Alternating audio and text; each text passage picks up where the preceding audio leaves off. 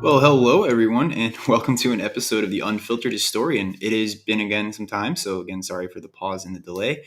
And we're coming at you today with a very different topic than we're used to, but it still involves history. And a huge thank you to simpletruths.com for the permission to retell this story today and kind of, you know, not necessarily inspire everybody, but something very personal from my life. And I know a lot of the times we may go through some very serious stuff that affects how we deal with things or how we are as humans and as people. But there's a way to look at history too, I think, when it comes to inspiring and understanding how much we matter. So today's episode, again, is going to be a little different. It's not going to be as long and in depth as most of the stuff we put out here on the Unfiltered Historian. But I wanted to give this a whirl and see if it is receptive to you guys, and maybe somebody needs this message today, or who knows who needs this. At one point, specifically, I can remember the date that I needed this, and it was 2010. It was actually August 29th, 2010, and my grandparents gave me this small book that really impacted me in a way that when I'm having such a bad day, or if I'm having a really tough time with things, especially recently, I've been able to resource this book and read it again as many times as I've read it before. I can tell you probably 100 times. But it's important, I think, to understand that we do matter, and this sometimes helps us really gather that. So I'm not going to be going into any other explanation. I'm going to start out. The book that we're going to be hearing a story from today is known as The Butterfly Effect, written by Andy Andrews. And I think he does a great job at helping us understand that we do matter and that every single thing we do matters. So without further ado, I'm going to go ahead and start us off here. And if anyone wants to comment or add anything to this, again, comments are able to be viewed on the screen. So if you say anything for us, or if you have any inspirational messages, post the live video. Make sure that you put it in the comment sections on Facebook, on YouTube, on Twitch. This will be on all of those for your viewing pleasure. And for any comments you guys do give to us, we will be able to see those, and we will respond as soon as we see those comments. So I'm going to go ahead and start us here and just go from there. So thank you guys for tuning in, and look forward to sharing this story with you guys. In 1963, Edward Lorenz presented a hypothesis to the New York Academy of Science. His theory, stated simply, was that a butterfly could flap its wings and set molecules of air in motion, which could move other molecules of air in turn, moving more molecules of air, eventually capable of starting a hurricane on the other side of the planet. Lorenz and his ideas were literally laughed out of the conference. What he had proposed was ridiculous. It was preposterous, but it was fascinating. Therefore, because of the idea's charm and intrigue, the so-called butterfly effect became a staple of science fiction, remaining for decades a combination of myth and legend, spread only by comic books and bad movies. So imagine the scientific community's shock and surprise when, more than 30 years after the possibility was introduced, physics professors working from colleges and universities worldwide came to the conclusion that the butterfly effect was authentic, accurate, and viable. Soon after, it was accorded the status of a law, now known as the law of sensitive dependence upon initial conditions. This principle has proven to be a force encompassing more than mere butterfly wings. Science has shown the butterfly effect to engage with the first movement of any form of matter, including people. Did you know that there once existed a single man who, more than a century ago, made one move that still dramatically affects how you live today? He was a 34-year-old school teacher, but on the hot, humid day of July 2, 1863, Joshua Lawrence Chamberlain was in the fight of his life. A former professor of rhetoric from Bowdoin College in Maine, he was now a colonel in the Union Army.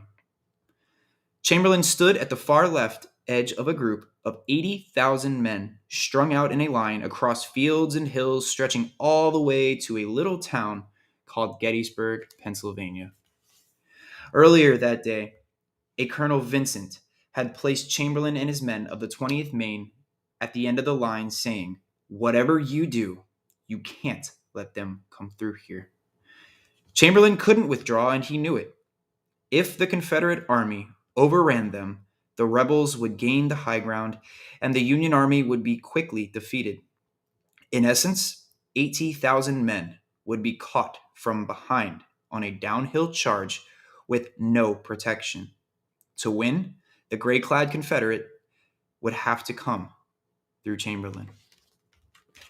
At 2:30 p.m., the first charge came from the 15th and 47th Alabama regiments. They attacked uphill, running as fast as they could and firing at Chamberlain's men who were stationed behind a rock wall they had thrown up that very morning.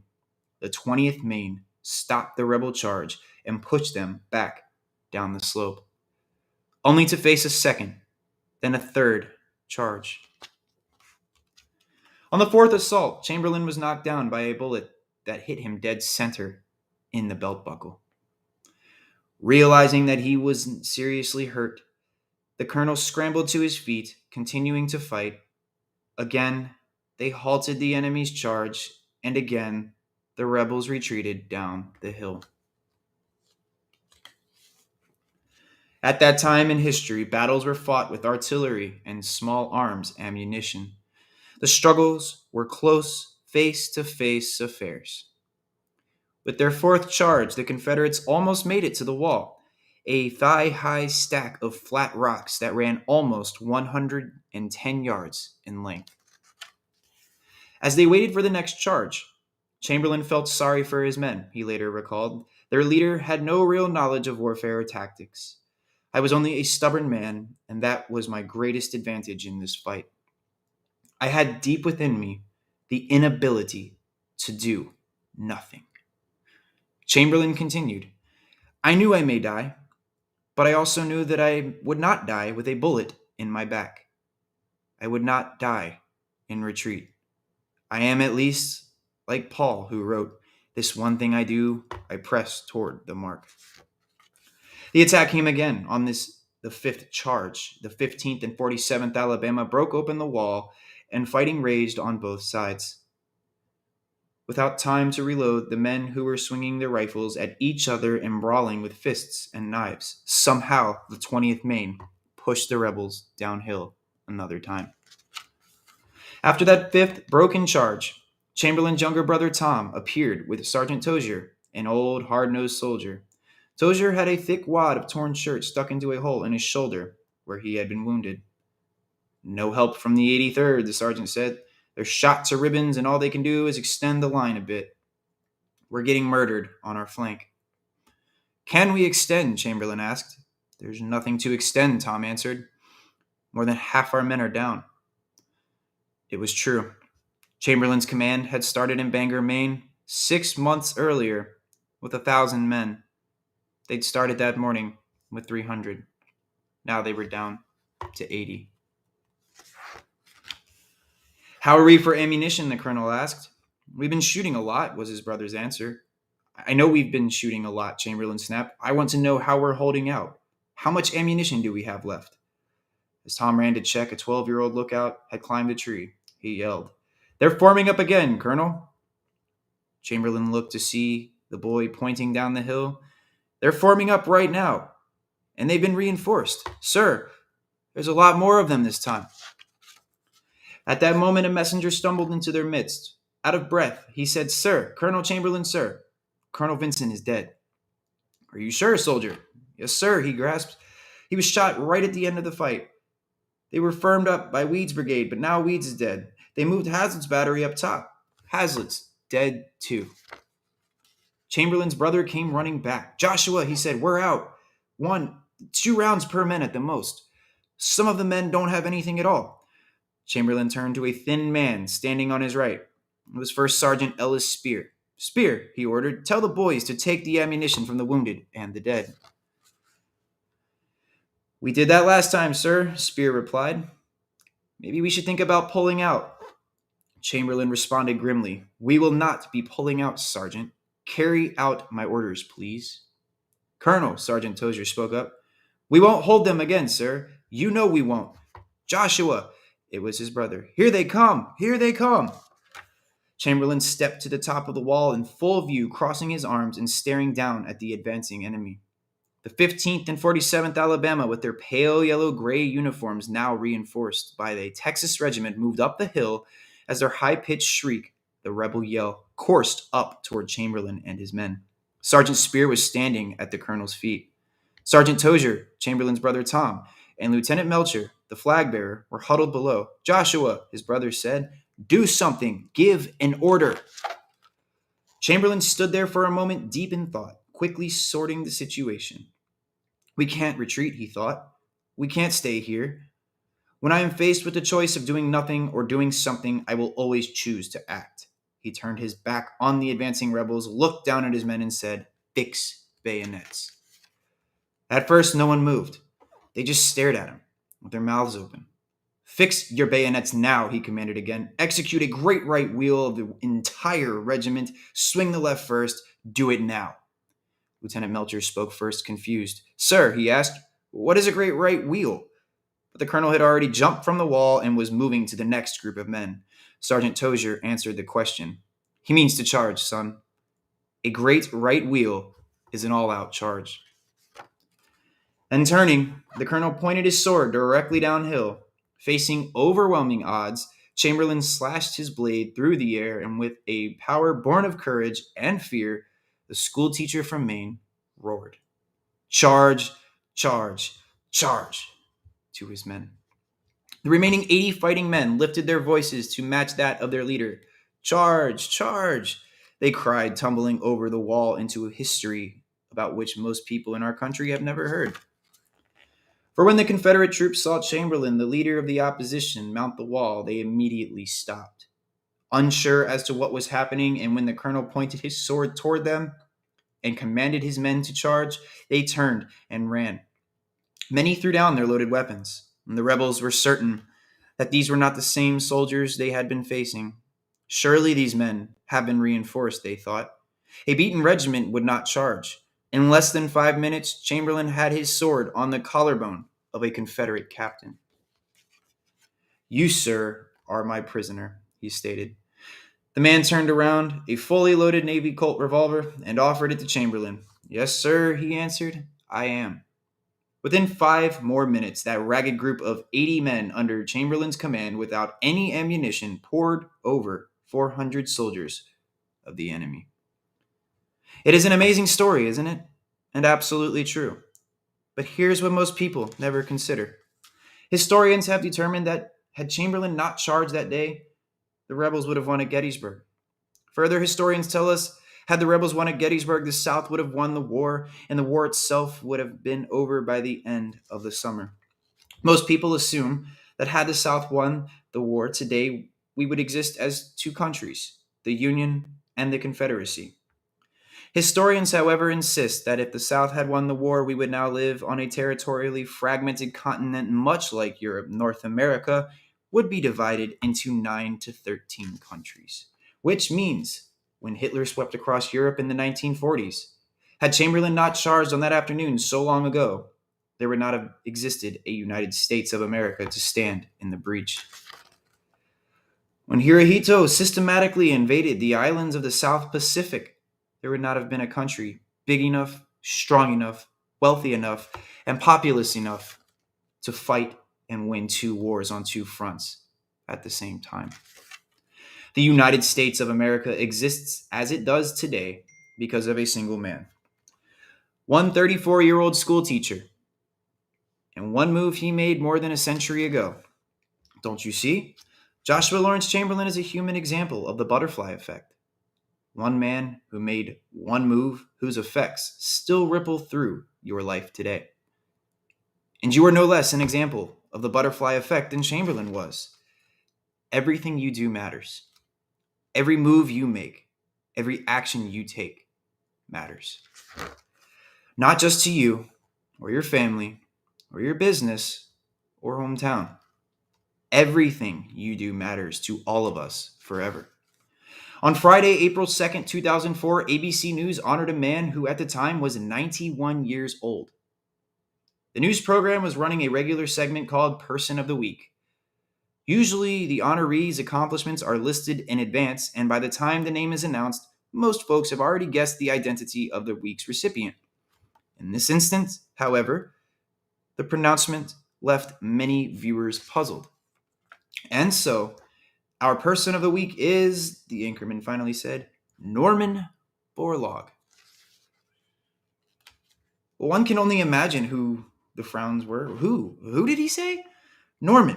What was that last name? Yet, despite our unfamiliarity, Norman Borlaug is a man who is personally responsible for drastically and dramatically changing the world in which we live. You see, in the early 1940s, Norman Borlaug hybridized high yield, disease resistant corn and wheat for arid climates. When the Dust Bowl of Western Africa to our own desert southwest, from South and Central America to the plains of Siberia, across Europe and Asia, Borlaug's specific seed product flourished and regenerated where no seed had ever thrived before. Through the years, it has now been calculated that Norman Borlaug's work saved from famine more than 2 billion lives. Actually, it was never reported, but the anchorman was misinformed. It was not Norman Borlaug who saved the 2 billion people, though very few caught the mistake. It was a man named Henry Wallace. Henry Wallace was the vice president of the United States under Franklin Roosevelt. Wait a minute, you might exclaim. I thought Harry Truman was the vice president under Roosevelt. That is very true, but remember, Roosevelt served 4 terms. He had 3 different vice presidents, and the second man to serve as Roosevelt's vice president from 1941 to 45 was Henry Wallace. Wallace was the former Secretary of Agriculture, who after his 1 term as vice president was dumped from the ticket in favor of Truman. While Wallace was vice president, however, he used the power of that office to create a station in Mexico, whose sole purpose was to hybridize corn and wheat for arid climates. And he had hired a young man named Norman Borlaug to run it. So Norman Borlaug won the Nobel Peace Prize, and Norman Borlaug was awarded the Presidential Medal of Freedom. But considering the connection, it was really Henry Wallace that saved the 2 billion people. Or was it George Washington Carver? You remember George Washington Carver, don't you? The peanut? But here's something that very few people know. When Carver was 19 years old and a student at Iowa State University, he had a dairy sciences professor who, on Saturday and Sunday afternoons, would allow his 6-year-old boy to go on botanical expeditions with the brilliant student. It was George Washington Carver who took that boy and instilled in him a love for plants and a vision for what they could do for humanity. It was George Washington Carver who pointed 6-year-old Henry Wallace's life in a specific direction long before he ever became Vice President of the United States. It is amazing to contemplate, isn't it? George Washington Carver flapping his butterfly wings with the peanut. There are currently 266 things he developed from the peanut that we still use today. He flapped his wings with the sweet potato, and there are 88 things Carver originated from his sweet potato that we still use today. And while no one was even looking, George Washington Carver flapped his wings a couple of times with a 6-year-old boy, and just happened to save the lives of more than 2 billion people and counting. So maybe it should have been George Washington Carver, Person of the Week, or the farmer from Diamond, Missouri. Moses and his wife Susan lived in a slave state, but they didn't believe in slavery. It was a problem for psychopaths like Quantrill's raiders who terrorized the area by destroying property, burning and killing. And sure enough, one cold January night, Quantrill's raiders rode through Moses and Susan's farm. The outlaws burned the barn, shot several people, and dragged off a woman named Mary Washington, who refused to let go of her infant son, George. Mary Washington was Susan's best friend, and with his wife distraught, Moses quickly sent word out through neighbors and towns, and 2 days later managed to secure a meeting with the bandits. On a black horse, Moses rode several hours north to a crossroads in Kansas. There, at the appointed time, in the middle of the night, he met 4 of Quantrill's raiders. They were on horseback, carrying torches and flour sacks tied over their heads, with holes cut out for their eyes. There, Moses traded the only horse he had left on his farm for what they threw him in a dirty burlap bag. As they thundered off on their horses, Moses fell to his knees, and there alone on that dark winter night, the farmer pulled from the bag a cold, naked, almost dead baby boy. Quickly he jerked open his coat and his shirts and placed the child next to his skin, covering him with his own clothes, and relying on the warmth from his own body, the man turned and walked that baby out. Moses walked through the night and into the next morning to get the child to safety. He sang to the child and told him he would care for him. He promised the boy he would educate him to honor his mother, whom they knew was already dead. That was the night the farmer gave the baby his name, and that is how Moses and Susan Carver came to raise that little baby, George Washington. So when you think about it, maybe it was the farmer from Diamond, Missouri who saved the 2 billion people. Unless. Is there an ending to this story? Exactly who was it that saved the 2 billion lives? Is there a specific person to whom he could point? How far back would we have to go? How many lives would we need to examine in order to determine who it really was, whose actions saved 2 billion people? A number that continues to increase every minute. And how far forward would we need to go in your life to show the difference you make?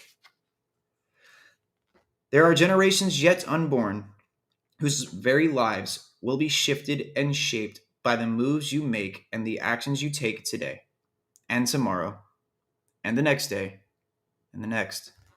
Every single thing you do matters. You have been created as one of a kind on the planet Earth. There has never been one like you, and there will never be again. Your spirit, your thoughts and feelings, your ability to reason and act all exist in no one else. The rarities that make you special are no mere accident or quirk of fate. You have been created in order that you make a difference. You have within you the power to change the world.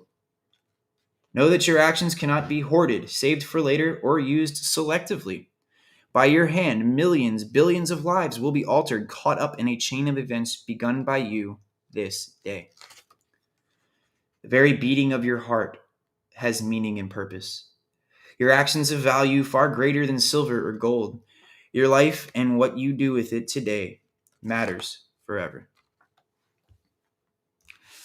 Now, of course, I'm not a big fan of the what ifs in history and the what would history be if Chamberlain didn't charge? And maybe I don't agree that Chamberlain was the reason that the Confederates lost at Gettysburg. They definitely had their reckoning when it came to Pickett's charge and other certain aspects of that battle, as many of us know.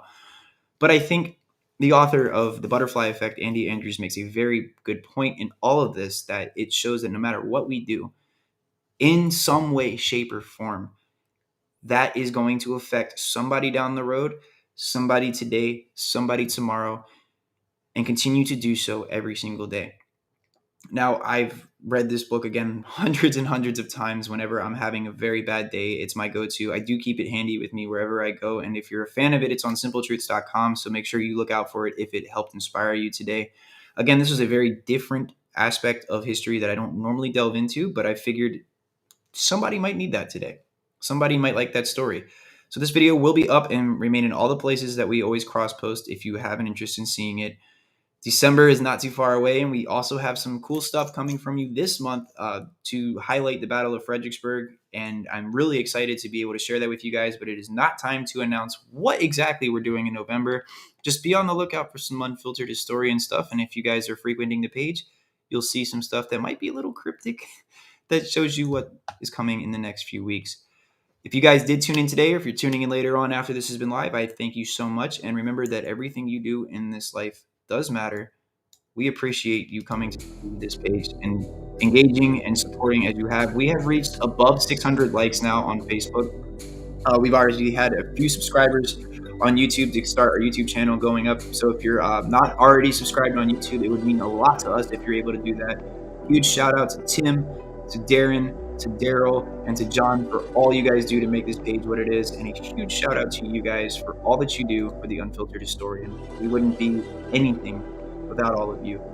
So we thank every single one of you for tuning in. I cannot wait to see you guys again. Have a great rest of your week.